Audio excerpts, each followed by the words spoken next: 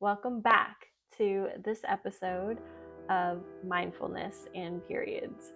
When I became more aware of my periods, I became a new woman. I became empowered in my body, and now I can't wait. When the seasons come, I just know, and I can adapt my lifestyle, and I can't wait for you to do the same thing. So you may be wondering why I inserted this clip of me going into ice. Well, when I was turning 24, I decided that it would be a really amazing experience to celebrate 24 years in 24 minutes of ice. So yes, I stayed in ice for 24 minutes, and many of my friends and family thought I was a little crazy, and obviously were concerned for my health, but I knew in my mind that I would be okay, because mind over matter, right? As I talked about in the first video, we know how important our mindset is because this is how we perceive our experiences.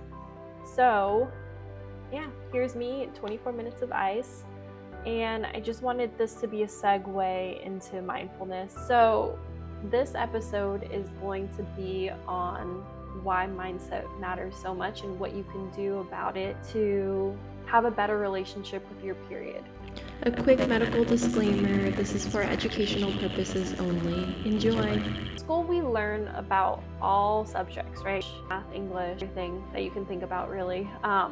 We don't really learn much about periods. And it's funny because we have a period every month for 5 to 6 days, maybe 7 days. And we continue having this until we're in our 50s, early 50s. So it's quite the experience to have, and it's an amazing life force that we are all gifted with in creating life.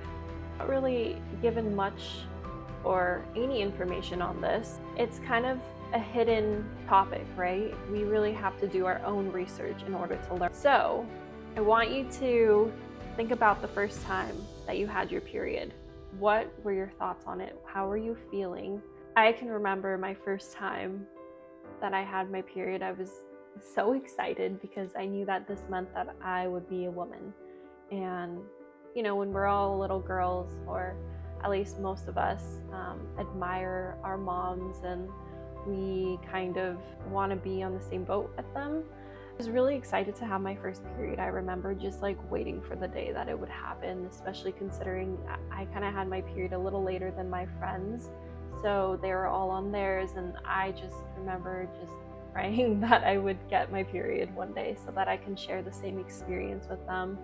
And then when it happened, it wasn't completely regular, and I don't ever remember really knowing when it would come. It was kind of just in the back corner of things. I don't even remember having any pain when I was younger. However, I do remember my first year of college. I had more of an awareness of this because I started birth control, and birth control and I were not friends. If I can tell you, just simply said, I started developing acne and I had more mood swings. I just didn't feel empowered in my body. And technically when we're on birth control, we're not even having a real period. It's basically a withdrawal bleed. It's your body adjusting to the hormones.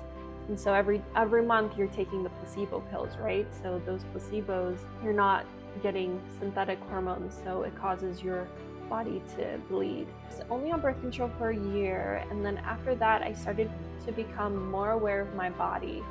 And honestly, our period's like our fifth vital sign, right? So if we're having regular periods, we can say to an extent that that does mean that it's a sign of health.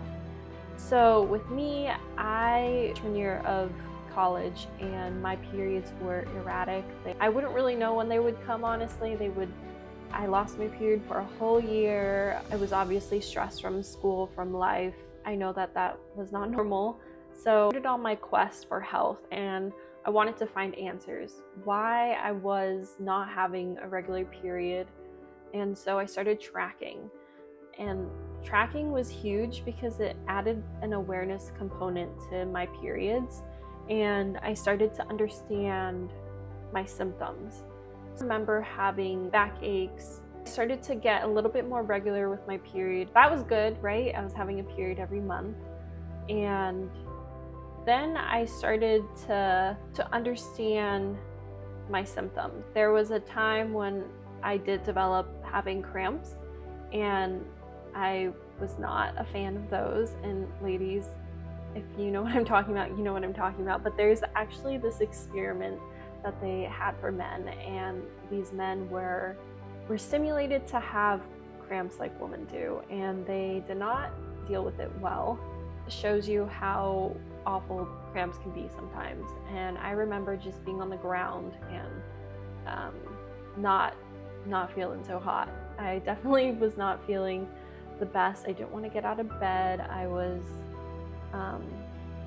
bleeding a lot, and